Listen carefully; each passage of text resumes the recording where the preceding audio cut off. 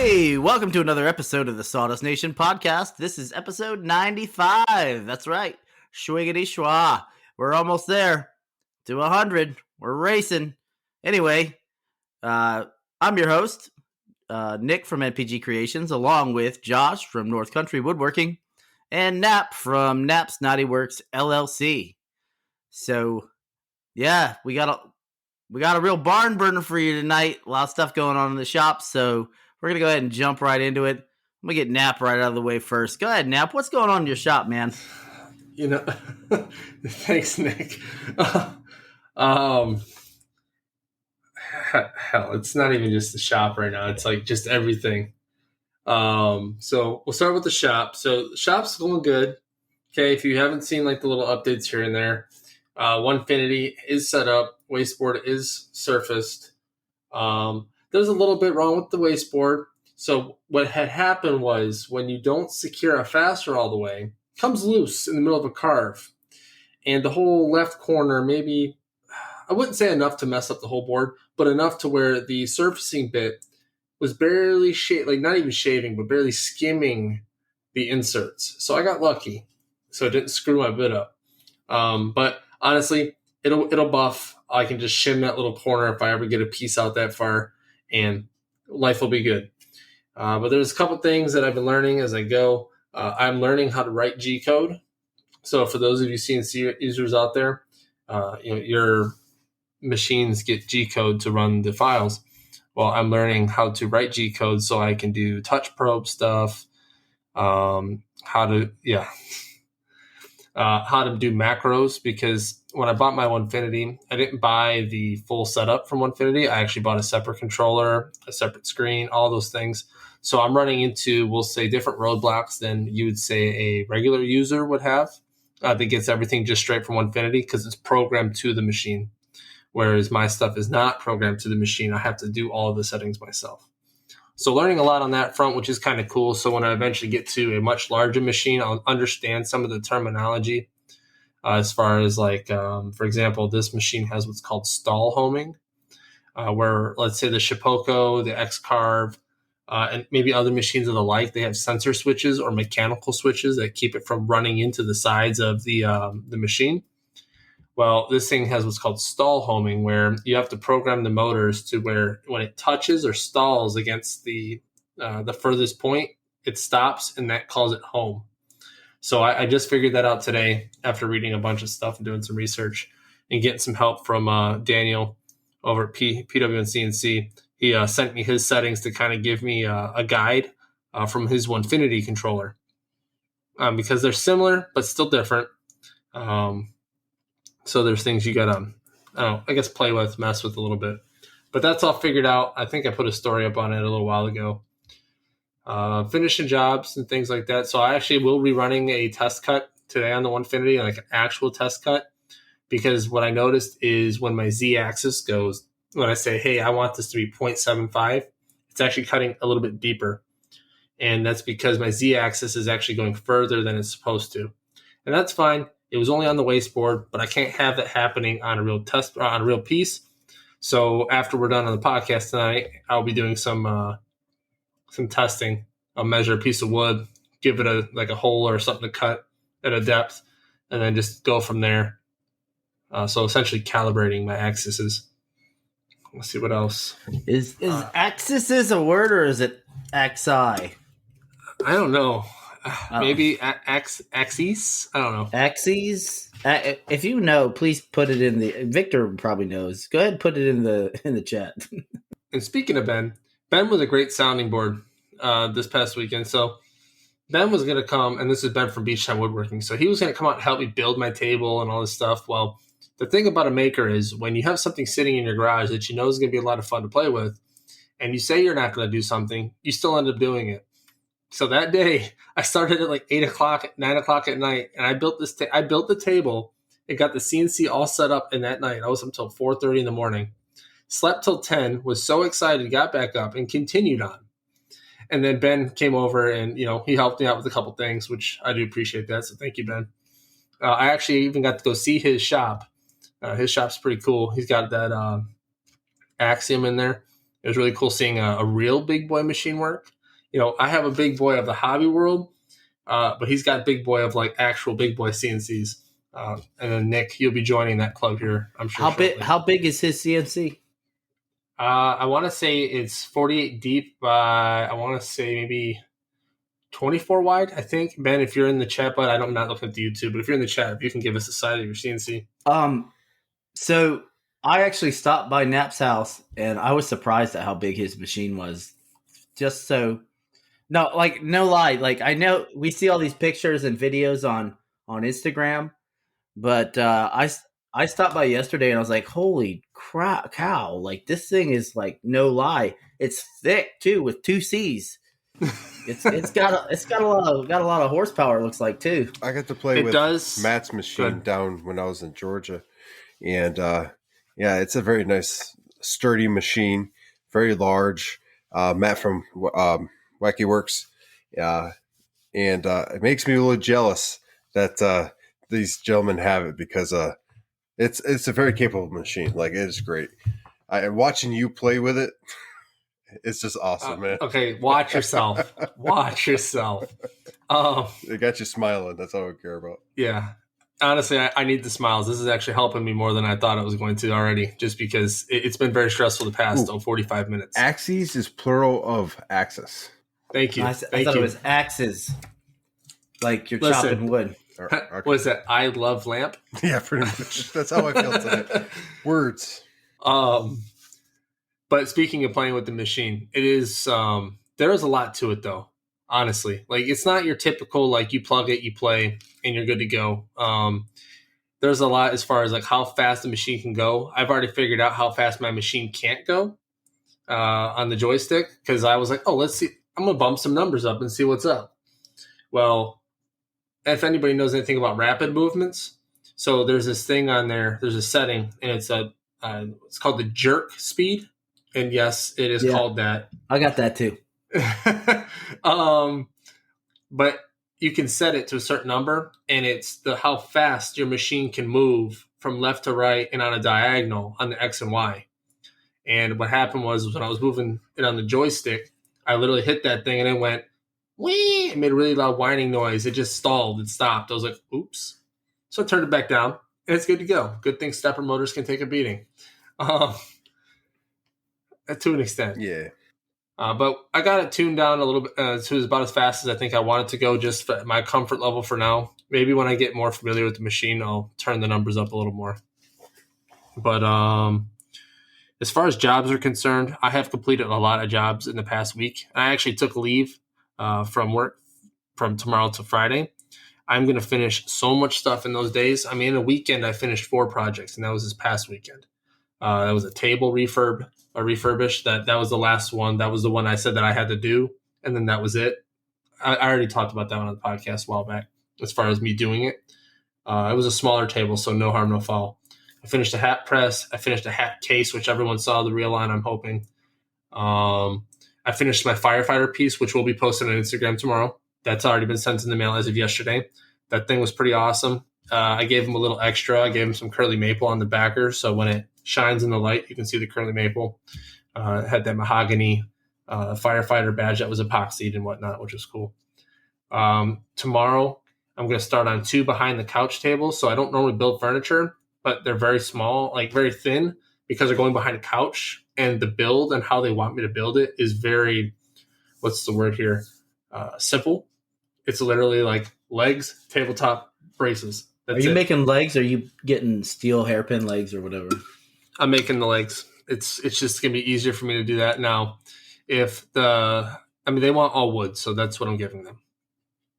And then they're going to have the USB and 110 plugs in, which I actually got some stuff from Amazon. They came pre-wired everything with a 6-foot cord, which is awesome. I'm decent at electrical, but I'd rather not do that because that sets people's houses on fire. So I got something prefabbed and made. Yeah, it's so easy to order off Amazon to get those. You just drill the hole. It depends on which one you get, but I've done a few of these where you just get. I get a circular one. I use a circular saw. I throw it in there. It's easy. It's already wired. You just have to plug it in. Yeah, and that was the beauty of that. So those are those 2 tables. What else? I have a couple orders that are due in May that I've already started on. One's a coin rack, one of those coin rack flags. I made that one a while back. Another person saw it, was like, "Hey, can I get one of those?" I was like, "Yeah, sure." So I'm making one of those. It's already been carved. I've already got the badge made. I just got to frame it, put the racks on it, send it on its way. I got another hat press to make. It's my last hat press. That was one of the 2 that was on my list to do. I finished one this past weekend. Going to finish one this week. I had a customer back out of a shadow box order, which is fine. I'm completely cool with that because they were unsure, and I would have really hated for them to pay me get started, and then say they didn't want it anymore. That would have sucked. So thank you for hitting me up before I started the job. But I still have 4 of those, 3 or 4 of them to do. I got to look at my list, but those are all due in May, and I'm going to be starting them this month. And that's as far as the jobs are concerned. Now, for the patrons and everyone listening too, I am a little behind. For those of you that asked for sticker swaps, so you will be getting those. I will apologize publicly on the podcast. I will be getting those sticker swaps out by tomorrow, as well as a mug that one of our patrons won. It's just been crazy. And then on the craziness, because talk a little bit about life real quick. So I'm buying a house. I'm selling a house. It's craziness. And any of you that have bought a house that listen to this podcast know that it's a pain. And the stressful part that's coming out right now is the amount of money you have to front to do anything. And you kind of forget about that. You get really excited about buying a house, but then you're like, oh, crap, I got to pay this. I got to pay that. I dropped. Yeah, it's literally making it rain dollar bills. And I'm not talking like, $1 bills. I'm talking ones with 2 zeros behind them. And it's fine. It's a part of it. It sucks because you're like, I got to pay all this money just to move. And I got to pay all this money just to secure a spot to get a house. That's literally what I just got done doing. Not paying the money, but getting the contract signed stating, hey, this is pretty much what you're going to be going in for if you get this offer approved by the seller. And this is a multiple offer situation, which is also stressful because we might not get this house. So a lot's going on in the Knapp household other than packing and moving and getting jobs done. And my employee of the week, month, and possibly the next couple weeks, my wife, Sarah, she's been packing and cleaning and doing all this stuff while I'm still working in the shop, getting my orders done. So hats off to her. If there was a trophy to give, she'd get it. That's for sure. But that's what's going on in my world, what's going on in my shop, what's going on in the whole Texas to North Dakota move. Josh, what's going on, man? What you got going on? It's been busy, but not busy, if that makes any sense to anyone out there. I kind of took the weekend of Easter off, had my parents down, spent some time with family, which was really nice. Let's see, since the last time we spoke, I've got some projects done. I've been posting about them, but I also got 2 orders for shadow boxes, a flag box, actually 4 flag boxes that I'll be talking to you gentlemen about because I know you have a jig for. I have 4 hammers I need to complete. One is pretty much done. I just have to finish it up. And then the other ones just need to be engraved and then put the handle in and epoxied. And then I have to do the junior RO2C program badge board. So basically, as they leave the program to go on to better and better things, they could put their name tapes in there. And I'm doing that for free because, well, it's junior RO2C. I don't expect them to be paying me for a board and a frame around the board and some holes. So especially when I can get the CNC that now have up and running. And that. So you fixed it. I did. So if I did anything in this in the shop this last weekend, it was play with my CNC and try to get it working. So I finally got the stepper motors in from Inventables and I got the wire in. And when I went to go open the stepper motors, I realized that they were the exact same stepper motors that were already on my CNC. So if you don't know and you have an X-Carve, there are 23 NEMAs, I believe they are, 28 NEMAs. And there's the difference are the ounces, and they don't make it very clear on their site. So my choices were to send it back, get my money back, or just say, screw it, replace the motor I have on there and see if it's the motor or in the wire. I did it. I ran a test carve and I still got a floating bit. I was kind of upset. I think I called Nick shortly after that, and he's like, what about the board? I'm like, well, try the board. Change the board, and it's working. Oh, it was a bad board. It was a bad board. Now, I don't know if go ahead. Did you get a hold of Inventables and tell them that? I have not yet. Because they should send it. Yours was it still within a 1 year or what? No, I'm going on 2 years almost. But yeah, then I was going to still try to contact them and see if they'll send me a board. But long story short here, I don't know if it was a dust buildup on the cooling part of it and it overheated after a certain amount of time or what the deal is. But I blew out the entire box. I put in the new board and it's working. I did a test carve, a 2-hour carve with a lot of different Z movements. It carved the entire thing. The only thing I saw was like the pieces are just a little bit uneven. And I think my spoil board might be a little bit uneven due to the fact I was having issues and didn't even realize it. So I'm going to go ahead and surface the spoil board here in the next day or so. I'm going to glue up some more cherry, and I'm going to go ahead into that large carve, get it cut out on the CNC, get it oiled up, and give it to the client. I have that test carve I did. I'm going to include that with it. And I'm also going to include the sign that didn't come out all that well. So he could do with it, put it in his house, put it in his garage, wherever he wants to do with it. He'll actually be getting 3 different signs from me for his patients. Because the original sign isn't horrible, but it's not the best work. And I can't give that to him for the price he paid. I want to give him a premium product. So going kind of back in time a little bit, CNC's fixed. I did have this most recent shadow box order that I still need to actually do the invoice for. They reached out to me, and it was because a maker stopped communicating with their client. They had 2 or 3 different lines of communication, and they just started to ignore their client. And so they reached out to me and they asked me like, hey, would you be willing to take on this project? Now, they're lucky they weren't asked to pay up front. And I'm lucky they reached out to me, but just goes to show you, don't ignore your clients. If they try to reach out to you, do everything in your power to at least acknowledge the fact they wrote you a message. I don't know if it was intentional, if they bought off more than they could chew or life events happened, but it's just a cautionary tale to be careful. Sometimes when you go dark on your clients and you don't reach out or you don't let them know that something's happening, they'll take their business somewhere else. So I got that going on, and that's going to be another Chevron shadow box. I have the Security Forces shadow box I need to do, and those are going to be pretty fun. I'm working on piecing together my CNC upgrade. I'll be talking to Nap here about his controller and stuff like that. And then I'm looking at the CNC for newbies and I'm trying to decide. I think I'm going to go with a bigger cutting area. I think it's 51 by 51. It's going to be pretty large in the shop, but I think it's going to be pretty good. I need a large cutting area anyway, do multiple jobs on it, what have you.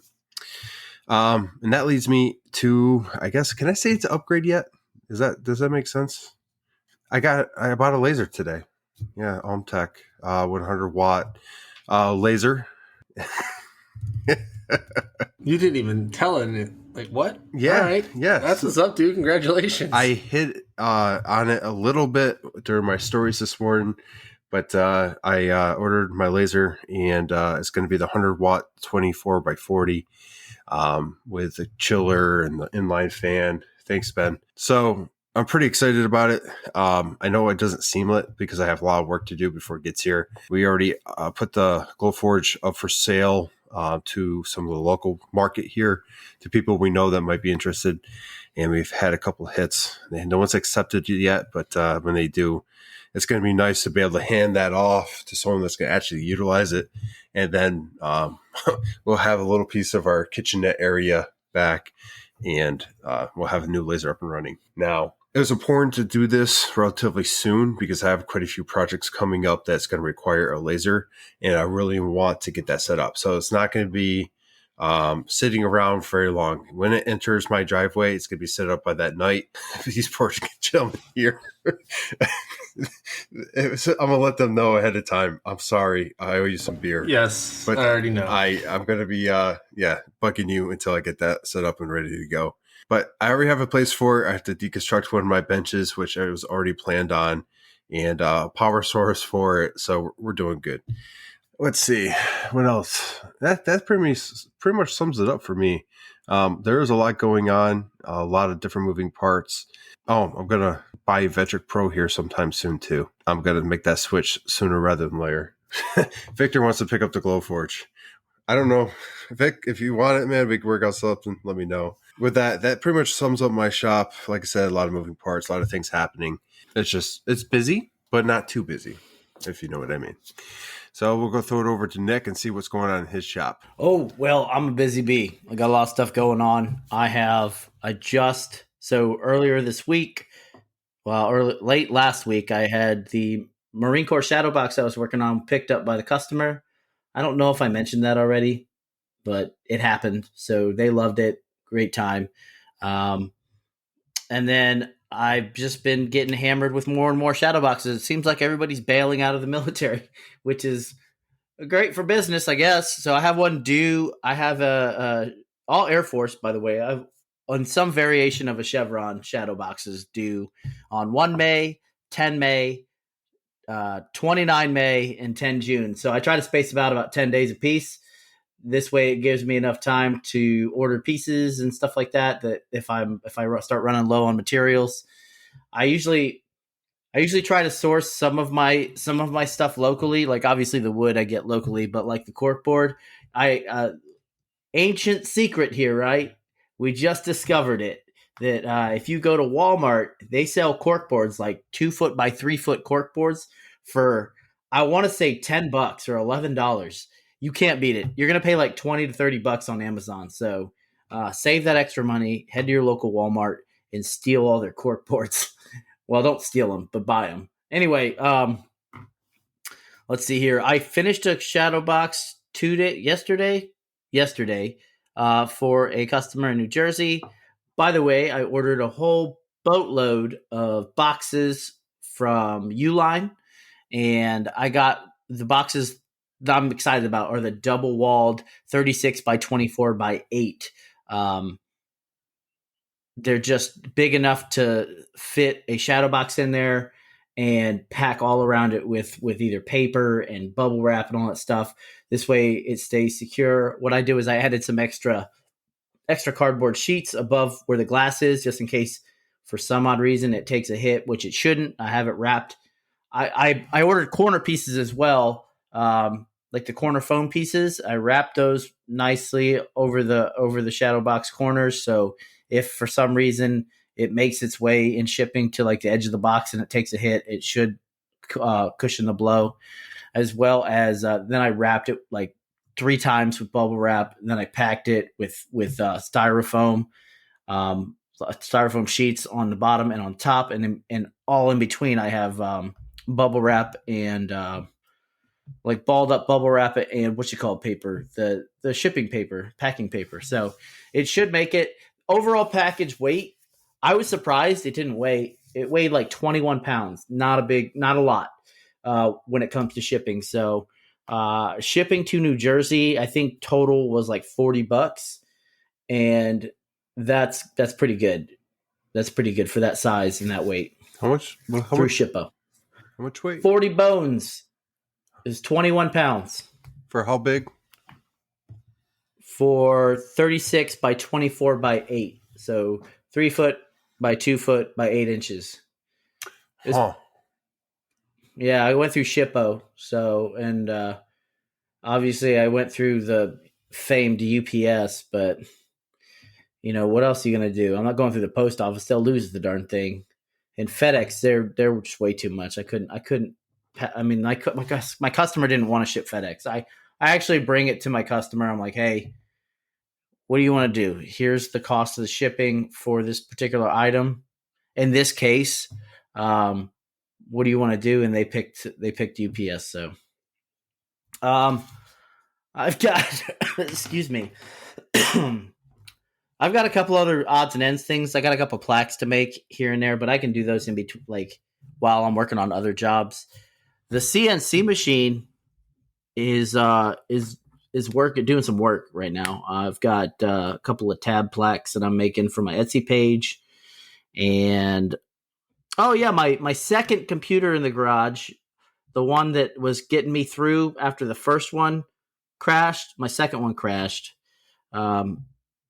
And I don't need a new one, so please don't.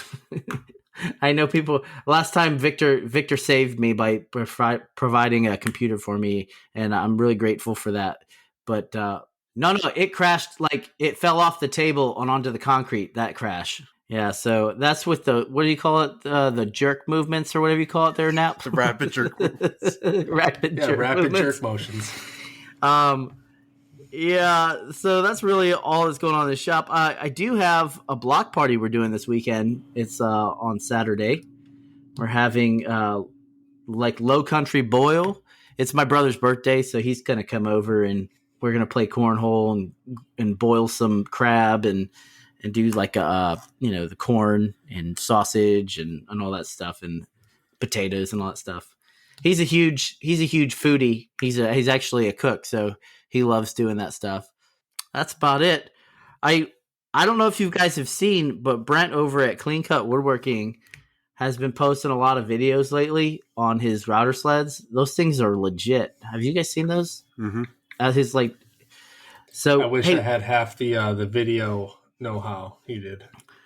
So he's really good at making videos, but what I'm more impressed with is that actual router sled. He made that one that was like a city block long. But and it glided all the way down. Like when he pushed it, it glided all the way down the rails. But we have a promo code for him, don't we? We do. SDN Pod 22. SDN Pod 22. Well, what's that promo code give you? 5%, 10%, 5% off the cost of a router sled. So if you're thinking about it, check him out. It's at least worth a look because his stuff's amazing. I'm trying to think. That's really all I got going on. Work's been kind of a pain in the rear, but I don't know if you guys saw the story me and Nat put out today. We were both at work. Yeah, work. Anyhow, but other than that, guys, that's all I got. Oh, I do have one more thing. I'm sorry. I keep remembering. I have to thank Victor. I got it. So Victor made some coasters, some Sawdust Nation podcast coasters out of some tile that he had, and he did it with his laser. So I don't know if he overnighted those son of a guns, but they showed up at my door today. I was like, holy cow, that was fast. Because I just remember like him saying like, yeah, I'm sending them out, and then boom, they were at my door. So thanks, Victor. That's awesome. I'm gonna use them this weekend to keep my wood furniture from getting beer sweat on it. So part of the process of getting a new laser, obviously, you're doing a whole bunch of research. And since I've had a diode laser prior and I've been using Lightburn, there's actually two different licenses for using a diode to a what they call a DPS controller. If you're going by an upgrade, which I think I would say a majority of the people in here have OMTech already, in the chat at least, there is a prorated version of the license that you can get for upgrading to that DPS license, which is $60 versus the $120. So that's just like a little tidbit of some of the stuff I'm learning during this process of upgrading from the diode and the Glowforge to the OMTech. There'll be plenty more little things as I go. I'm going to be documenting and arriving, unpacking, and then the stress of me throwing it all together and figuring out how it's going to fit in the garage. So I went down that road when I first got my laser. But, now it's coming time. I can't believe I've already almost had my laser for almost a year. I think I'm not even going to have it for a year by the time the new one comes. Just to keep everybody updated, I have not placed the order yet. I'm waiting on my funding to come through, but it's definitely I'm excited because I'm excited to be able to do what Nap does and cut through 8-quarter walnut with the laser. I don't know if it cuts through 8 quarters, but he does some deep cuts with his laser. I'm excited to do that. Like one pass. Swing, Josh, you're off center, man. I know. I'm leaning to a side. Oh, you trying to let one go? I do that sometimes too. Nope, that's not a fart. No. If it's not, you better hurry up and get to the bathroom. Yeah, by the way, I'm going to close my camera real quick. You keep talking. No, it's great that we're all able to upgrade, but I mean, that didn't come without a lot of work. We've made our due diligence. We've done our research. I at least with the laser game, started off with a diode, got the Glowforge. Me and the wife decided together, to get the OMTech, and it's pretty exciting. And then along with upgrades for the CNC that won't be happening right away, but will be happening. It's still one of those things that's kind of surreal. But I mean,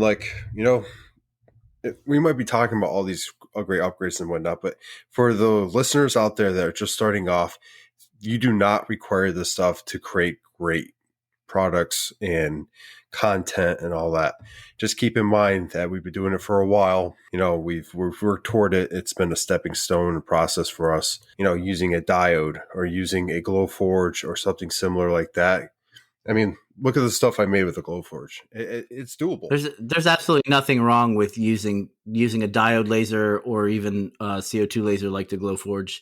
Like, we're all about, like Josh was saying, we definitely remember and appreciate where we came from when we first started as to where we are now. So that being said, I want to segue into a little bit of a heads up to you guys. If you are a connoisseur of sorts of podcasts, you should check out the Essential Craftsman podcast on YouTube.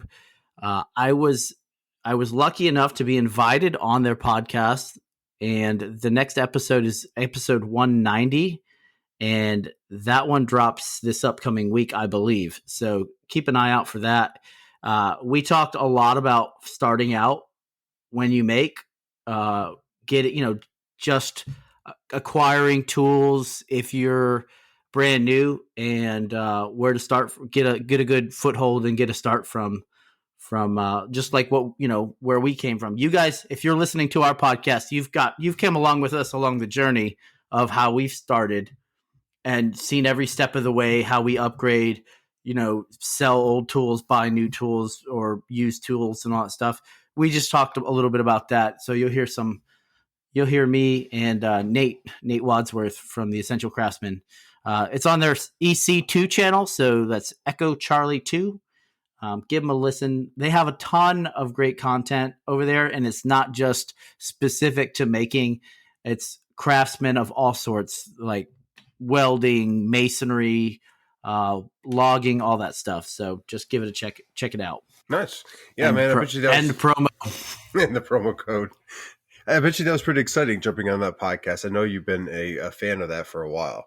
Oh, absolutely. Those guys are awesome. The older gentleman, his name's Scott, and he's like the grandpa everybody wants to have, because he just takes the time, breaks down information so people can understand a little bit more about construction or whatever it is he's talking about. So nice, man. Anyway, I don't say grandpa. Let's say older dad. Yeah.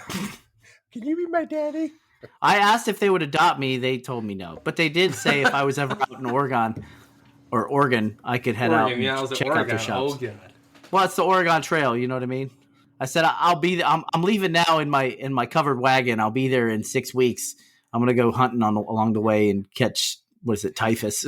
Typhoid fever. Yeah. Anyway, we got questions, don't we? We do. So we've got two actually from a previous episode that we haven't been able to get to because we've been talking about a lot of stuff. But the first question is kind of it's an easier one. It's from Tim over there at Gears and Fire. He asked us, when's the last time the three of us have been in the same room? Well, easy answer. Pretty easy answer. Nick and I are the only ones that have actually met and have been in the same room. No, false. Josh and I have never met each other in person. Nope. So, and he's going to be living with me for like a day for episode 100. Never met So don't before. worry, we'll cuddle. Don't worry. Yeah. So I was in the same room as Josh, and I've been in the same room as Nap, but never in the same room as Josh and Nap. So this will be interesting. Oh, Lord. Yeah, you're kind of the binder between us. You were with me first. I just want to put that out there. Hey, listen. That's kind of weird, but yeah, it checks. All right. And then good question, Tim. Good question and funny question at the same time. Going on to the next one from B. James Design. So this is something we've talked about, I think, maybe a couple times, but things also do change, and it's also just to refresh memories. How do you all go about pricing out a customer for a job? And that's in very few words, by the way.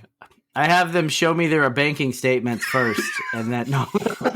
I need a copy of your LES to ensure that, or leave an earnings statement to know that you've got money to pay me. So I don't know. I want to go ahead and start this one out, but I already have a rough idea of what I want for something that I'm going to make. And if the project is something I've never done before and I have no idea, then I'm going to tell the customer, I will shoot you a quote. Give me a day or so to do a workup on that. And I use my software to shoot them a quote to their email. They can either give me a go or no go, or we could tailor it to whatever materials they want to reduce the cost, if that be the case. I think that's a smart way of doing it. But as far as pricing it out goes, you always got to make sure not only are you getting the materials covered, but you're getting your time and your labor covered. I've heard people say, labor or materials times 2. Well, that's not always accurate, because if you're spending a lot of time on something, if it's labor intensive, it's not going to help you out in the long run. So I usually do it by, all right, what's my hourly rate? And right now I'm looking at about $40 an hour for me to be in the garage to do what I got to do. I know that's not like extremely high at this point, but I'm getting to a point where it's not taking me as long to get things done. And eventually I'm going to have to come up on that, because I'm going to have higher overhead once my new equipment gets here. I'm going to have to pay for a lot more electricity, a lot more, upkeep, and that's expensive. So, but what about you guys?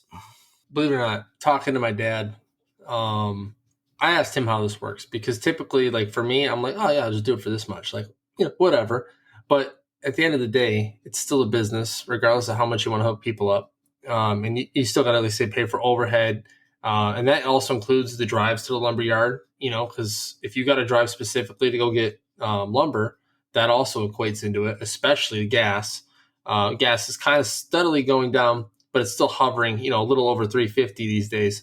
And that's not cheap, especially if you're driving a truck that likes to drink the gas. Not so much like, the more fuel, fuel? I just lost it. Fuel conscious? Thank you. Fuel conscious vehicles. Like a Civic or a Prius, we're not like we don't drive Priuses, because, I don't think that can haul wood. We eat Priuses for dinner. I feel your pain, dude. My truck sips gas like John Daly sips, like, what do you call it? Beer on the golf course. So, but typically, kind of like Nick said, though, I still have my basic price in my mind from previous jobs that I've done. But I won't say, actually, I'll just do it, whatever. So normally it's materials times 30%. That's the typical like manufacturing type, like cost against materials. And then hourly rate. So here's the problem with our hourly rate, especially in like, for example, my shop, because I don't have a huge machine, and, hours can be more than, let's say, like what Nick's going to have on his machine. But, he still has to pay more to get that. But hourly rates are a little tricky, because we're no longer at this point amateurs. And I don't know how true this is, and you all can disagree, but the minute you start selling things, you're considered a pro, because people are coming to you to buy things. Okay. Like you do good enough work that they want your product. So it's hard to charge like, $45 an hour because, that's outrageous, because it's not, you're not working, 12 hours at once. You might be only working 4 to 5 hours in total, but even still, that's crazy. So to stay in, the market that we're in, we have to come kind of down on our labor a little bit, I feel. So here's a good point. If like Knapp just brought it up. So he said with the machines we currently have, which are consumer machines, essentially. Now his machine might be faster now, but like when he was working with the Shapoco or even me with the X-Carve or Josh with his X-Carve, typical CNC per hour labor is roughly about $75 an hour. That's for a production grade machine that can haul cheeks when it comes to cutting stuff out. We obviously can't charge that because our machines are not that robust and we can't do the amount of work that a normal CNC machine shop could do. But now, once we do eventually upgrade, we will be able to move up into that slot and start working it. But you also got to look at it this. So say you charge them $40 an hour for machine time on the CNC and you have an X-Carve. Okay, whatever, right? That's fine. But it's going to take 2 hours to do it on the X-Carve. It's going to take 45 minutes to do it on a production grade machine. You do the math on that, how, it's going to level out on price there. So, Josh, what do you got to say? I agree with everything you guys said. I'm with Knapp when it comes to hourly doesn't really make sense for myself and how I price things out. Because there are days where I can go out there for 10 minutes. There are days I can go out there for 4. And then depending on what happens, it's not like I'm walking into my own shop away from home. My 5-year-old may be knocking on the door and he needs me to go do something and I have to stop. So the way I've been pricing things is kind of stayed the same, but it's a little bit differently is I get the material price and I times it by 2 and then whatever kind of consumables and stuff like that. And then, I do have like not a hourly price, but a price for labor that I've made and that fits the bill for me. I always have a price, especially if it's like, say, a shadow box. Now I've been doing enough. I have a price for those and the range of like where those fall. Like today I priced the shadow box out and I was able to say, it's going to be around this. I just got to check the price on a certain material. And because of that, it makes it pretty efficient. I do something similar what Nick does. I have an invoice that goes out to the customer with every single thing we've discussed, all the details, and that allows me to basically have them look it over, know what they're getting, change anything before payment. But when it comes to the price, it's been a lot easier for me since I've done this for a while now. In the beginning, it was incredibly difficult to do a project and price it out and feel good about it afterwards. And that's to me is one of the biggest things. We could talk about, 3 times materials or 4 times hourly rates and whatnot. If you're doing a project and in your gut, it doesn't feel like you're getting enough for that, then you priced it wrong. It might be higher than, the people around you. It might be less than the people around you. But if you don't have a good feeling about the price you're getting, you're not pricing your stuff out right. Like some of my prices are a little bit higher than Knapp's and Nick, and that's because of the price of wood in my area. I could not compete with some of their prices. But then if they ship to me, it levels out like Nick was talking about too. So if you're comfortable with the prices that you're giving out and you're getting customers at a flow that is perfect for yourself, you're pricing things out. Now, if you're getting more customers than you can handle, your prices, regardless, need to go up. Because that tells you there's 2 things happening with the market. That you are either pricing below the average and people are going to you because they can get it for cheaper. Or you're the only person around in that market that does what you're doing. And no matter if it's case 1 or case 2, the prices need to increase to level out the market so that you can achieve the product quality and make the money that you deserve. That's kind of what I've learned when it comes to pricing. I need to feel good about after I put out a price, like I'm getting enough for the labor. I cover the material cost and my labor cost, and I'm meeting that market where I get a steady flow, but a flow I can handle and enough money for what I'm doing. It's not easy for any new maker out there that is pricing out. It's not. And we could sit here and talk about how we do things till we're blue in the face. But it's a learning curve, and you have to figure it out. I can also attest to, like, if you're bidding on jobs, or if you're like shooting a price out and you feel it's fair and the customer doesn't, or they're not willing to pay, whatever, man, you're not going to win them all. So, you can't make everybody happy for their budget. And, there's other places for people to go if they want custom furniture. They can go to IKEA if they want to pay less. People usually, I've found that a lot of people go to local makers like us because they want to stay in the local area and they want to keep it. They want to use a local person. That's not everybody, but there are some people that's all they'll use because they think there's more craftsmanship and quality that goes into the items. I have to agree with that. If you're having somebody actually physically take the wood from its raw state of being rough cut into making it into a shadow box or a plaque or whatever you want, right? It could be furniture too. Then I think some people appreciate that a lot more. So, whew. Oh yeah. Anyhow, hashtag nailed it. Joey from Steel Blade Woodworks is like, know your worth. That pretty much sums it up right there. We've talked about this a lot in this podcast through the times with different episodes, different people on, and it's changed every time. But sitting here today, I think we've actually come full circle to the point where we are very comfortable pricing things out. If you don't like my price, I'm sorry. I do try to help them out. I'll ask what their budget is. And if they give me a price and I know for a fact it's not going to be able to meet that, I'll tell them straight out. It's not going to be able to meet that, but it's going to be relatively within $100 of that price. And most times when you do stuff like that, like, typically they'll find a way. Oh, yeah, typically. Absolutely. But unfortunately, there's people out there, and this isn't a knock, right? No. It's just what it is. There's people out there that they just want it cheaper, and that's fine. There's makers that'll do that, but then that comes at a cost.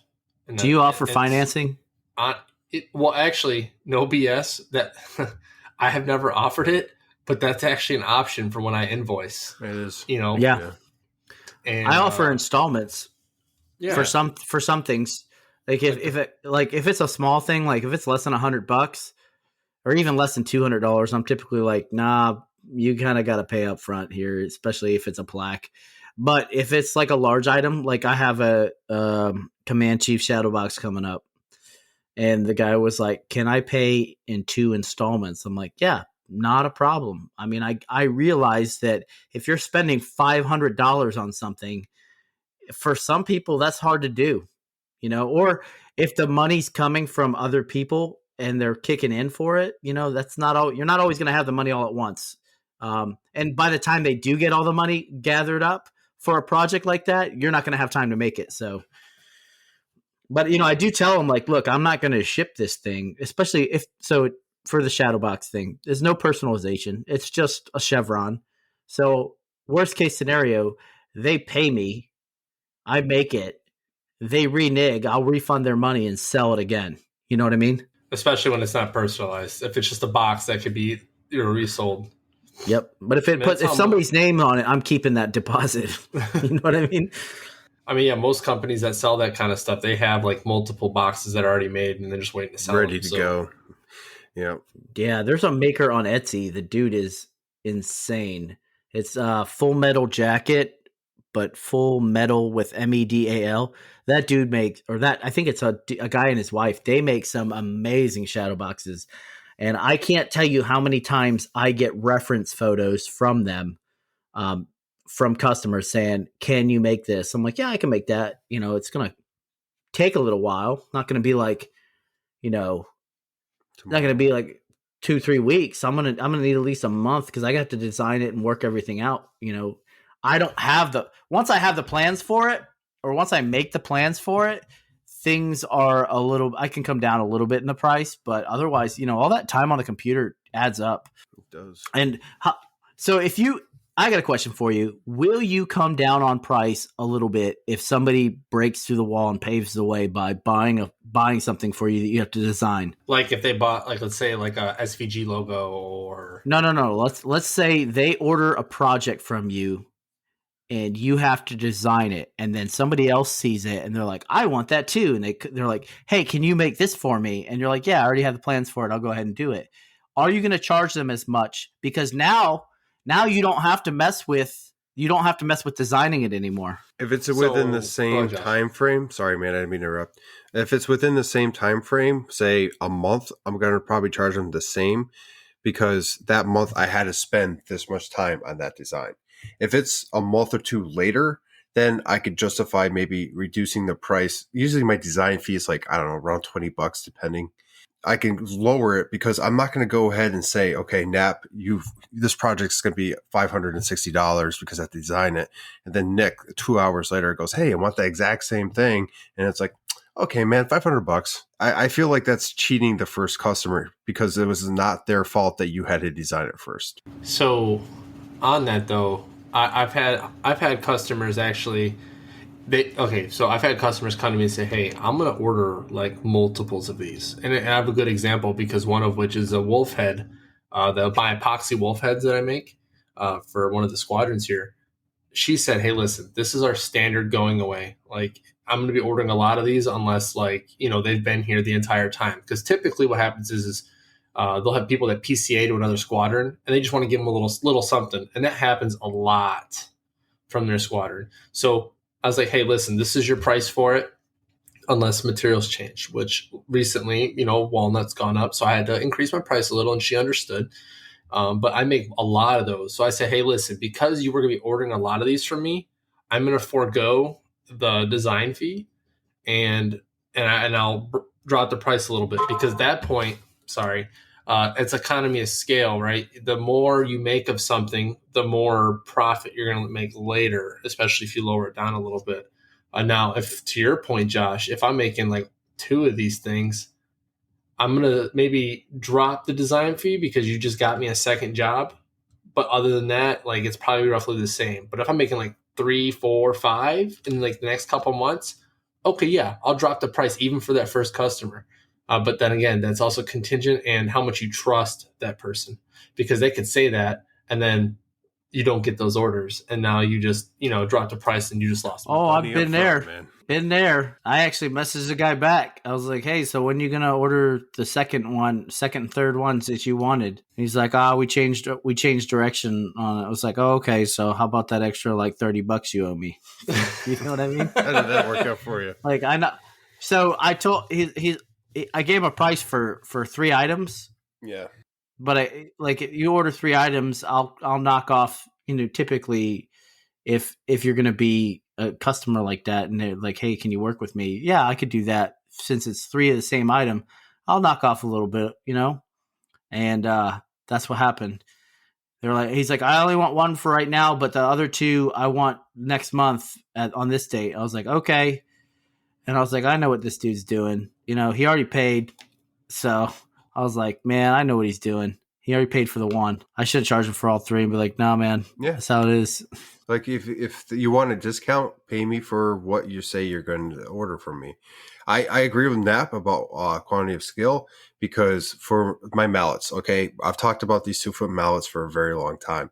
I get constant orders. They get a discount from me because they order so often and, continue that line of product.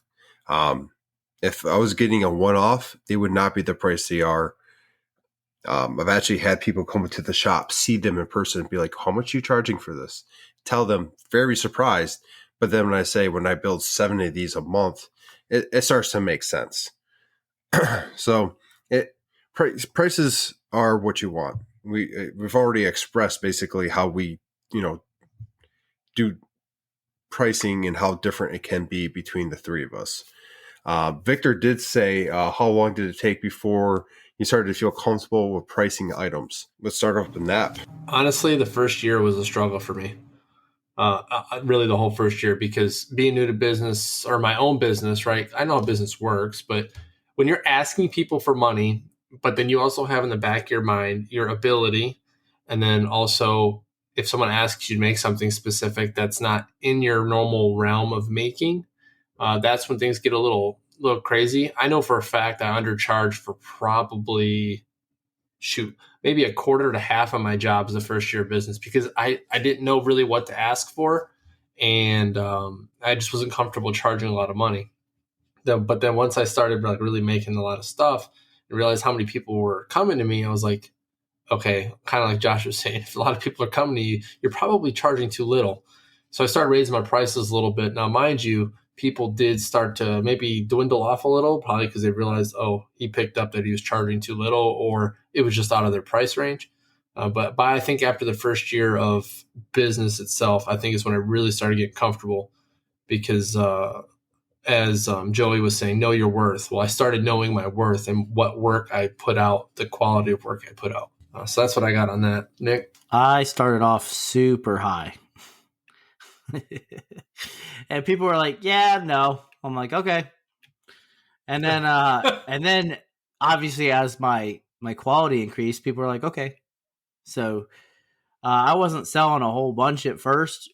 And then as obviously my materials started getting better quality, I started getting better at making the projects. I had my baseline, which was high for being a beginner who didn't know his bunghole from a hole in the ground, right? I need BD for my bunghole. That's right. So, and then, they caught up, and then I advanced, and then, they caught up and started paying. And now, it's just, you take jumps, you get better infrastructure, you get better materials, you get more knowledge on whatever items you're trying to make.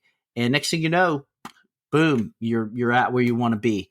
I know a lot of people who don't charge enough, which is whatever. That's their thing. They want to, I don't want to say waste their time, but they want to do stuff on like the experience level. You know what I mean? To get the experience, you do you, whatever you feel comfortable with. But at the end of the day, my price is my price, and it's taken me a while to get where I'm at. Josh? Well, I'm glad you asked, because I'm ready with an answer. Half the time of doing this, I had no idea what I was doing when it comes to pricing. Every time I gave a price, I was reinventing the wheel. I was uncomfortable doing it.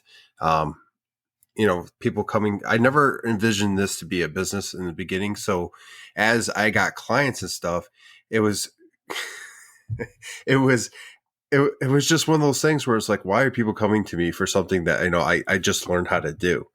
I was learning as I went. Like I was even getting tools for jobs so I could finish them.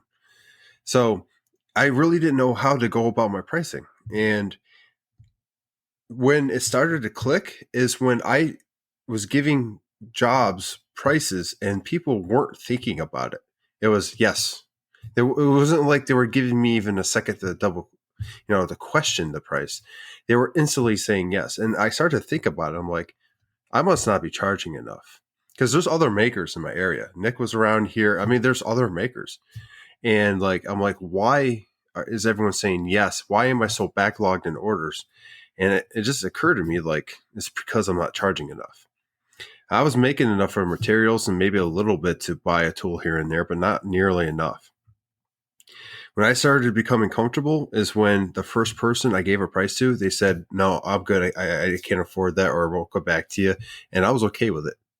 That's when I knew I was comfortable giving a price, because it did not set me back, emotionally or anything. It was just one of those things where I was like, okay, next, and then was able to give a price. Now I'm extremely lucky I'm able to do that. I got to a point where I was getting enough clients where I could do that. For you starting off and you want the clients and as many clients as you can, it's a dangerous balance. It's something you got to figure out and something that you got to learn to be comfortable with. And that's why I said that whole spiel before, because you might not think that your talent or your skill is worth the price you might give. But again, if you're getting mass influx of orders, It's one of those two things, and you need to increase your prices regardless. And don't be scared to justify it. If someone asks you, hey, why are you charging so much? Well, there are tons and tons of people online that have posted and basically stated, you're paying for the years of experience. You're paying for my time. You're paying for the tools. You're paying for, the glue, the consumables, the labor. It can go on and on. Don't be scared to justify your price if you feel comfortable with that price. But I did a survey, and I want to speak to that real quick before we wrap it up, if you guys are good with that. So as you guys know, we have our Patreons here live with us, and I did a survey concerning this topic, and it was basically, are you comfortable with your prices at this point? And out of the people that went ahead and voted, there's 67% of them that will say yes, and 30 something percent that says no. And to the people that said no, I encourage you to continue doing what you're doing, adjust as you go, and you're going to get to a point where you're going to be, it might not be the best price, it might not even be the right price for your area, but it's a price that you are comfortable with, and that's what matters. Got anything else? You ready to do sponsors? Yeah. Let's wrap it up with sponsors. All right, ladies and gentlemen, we want to give a huge shout out and thank you to our patrons. Those guys, you guys, especially the ones watching us right now, you keep the Sawdust Nation podcast on track, and we love doing the giveaways for you guys. If you order, so I don't know where we're at with all the prizes from this last giveaway, but I know all the clamps went out. The mug will go out to Wacky Works tomorrow. Okay. Yeah. So all the clamps went out, and they should be in your hands soon, if not already. But yeah, thank you so much. You guys rock. Next up, PWN CNC has been a huge sponsor of the Sawdust Nation podcast. We love their products, their spindles. Nap's got one on his machine. He's got the water cooled. Josh has the water cooled on his X-Carve, and I have the air cooled on my X-Carve at current moment. It's Daniel over there makes some outstanding products. Give him a look, pwncnc.com. And if you're going to buy something from them, I highly encourage. But if you're going to buy something from them, use promo code SawdustNation981, and that will give you 5% off your order. And last but not least, love to thank Totalboat. Totalboat.com has the best epoxy and varnishes and all that. So check them out at Totalboat on Instagram or Totalboat.com. Use promo. Well, we do have a promo code for them, but you got to get a hold of us if you want to use it. So let us know. Let us know. You thought I was going to slip, didn't you? Let us know if you need that promo code. We'll hook you up. And Nap. Yeah. So check it out real quick. And just to make the confirmation, it is SDN Pod 22 for Brent's router sleds and anything that's in his shop over there. So give a visit to Clean Cut Woodworking to check this stuff out and get that promo code used. But if you're listening to us on the Apple Podcast, Spotify, any of the podcast catchers, and believe me, there's a whole list of them. I don't even know half of them, to be honest with you, because I looked at the Patreon and it shows us what all the people, there's 15 to 20 of them. And I couldn't name them on a sale by heart, but the main ones, Apple Podcasts and Spotify, give us 5 stars. And if you don't give us 5 stars, let us know why not, so we can give you the content that you deserve. And even if you leave us 5 stars, you can go ahead and leave us some feedback anyways. And you could do that by contacting us. Josh, how can they contact us to give us that? Well, feedback? It's easy. If you're on Instagram, there are 4 different ways you can contact us. You can contact all 3 of us by go ahead and reaching the Sawdust Nation podcast page. Any of us will reach out to you and answer back. Contact us directly. Be Nick from MPG Creations, Nap from Nap's Nutty Works LLC, and myself, Josh from North Country Woodworking. Now, if that's not enough for you, you don't have Instagram, that's fine. We have another way you can contact us. You can go ahead and do that through Gmail. And you can send topic ideas, voicemails to go on the podcast, questions, what have you, and that's at sawdustnationpodcast@gmail.com. Or, even better yet, become a Patreon. Join us on these episodes. Talk to us live while we record. Get the benefits from that. It is worth it. I would say that the people joining are enjoying it. Waiting for their answer. I'm gonna go ahead and say yes. But with that, let's go ahead and do our final word. Yeah, so check it out, folks. As you know, this is a community, and it's not just a community about woodworking. It's also a community if you just need someone to talk to, vent to, relieve some stress any sort of way. And I ain't gonna lie, coming on the podcast today, I was already in a pretty stressed out mood, not ready to do this at all. But then now within like 2 or 3 minutes talking with these two knuckleheads, it got me laughing, got me feeling positive. And that's just what I needed to get back in the shop tonight because I wasn't even going to go back out there. I was done. So just keep that in mind. It's not just us, but that's anybody out there in the community. That if you need a ear or a place to chat, we're here for you. And if you need help with any of your projects or any kind of process, well, we're more than happy to help with that too. But other than that, keep making some sawdust. Nick.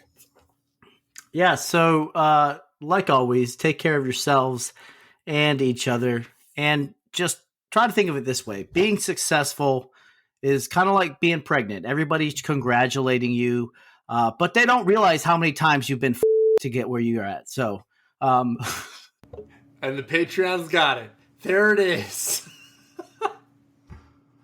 Alrighty then. Well, let me go ahead and pull up my pants.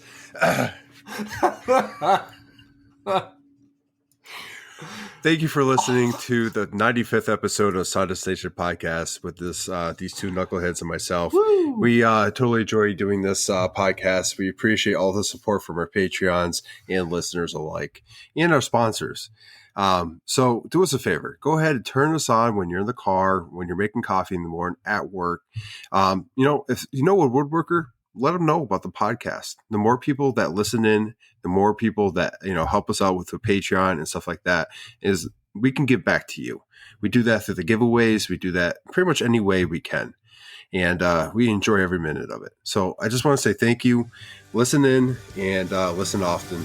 And with that, this is Sawdust Nation Podcast, signing out.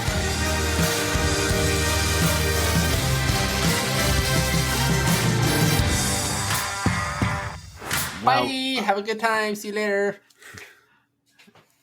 So I'm going through these jokes here, man. There's quite a bit of them. So why was the guitar teacher arrested